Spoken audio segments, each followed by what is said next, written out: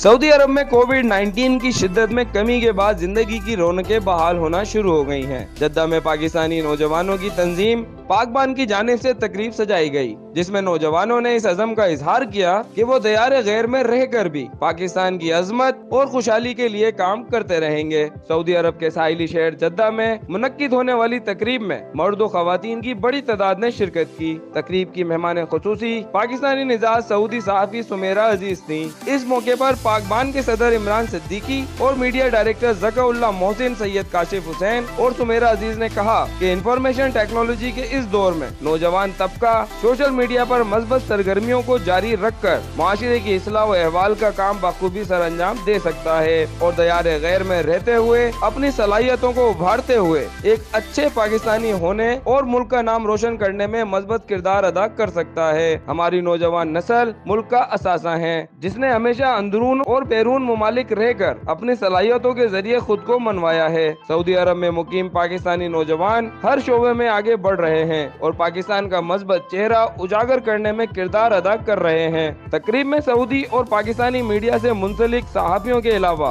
मुख्तलिफ शोबों में काम करने वाले पाकिस्तानी नौजवानों में आजादी शील्ड भी तकसीम की गयी। तकरीब में नौजवानों ने मजा से भरपूर खाके भी पेश किए, जबकि तकरीब से राहिला इनाम, जिशान एहसान, आलिया जार खान, बिस्मा खटक, हाना आरिफ, खालिद महमूद, नरजिस बिलाल, नादिया चौधरी, बिसाम खालिद ने इज़हार ख्याल किया। ज़कीर अहमद भट्टी, 88 न्यूज़, जद्दा।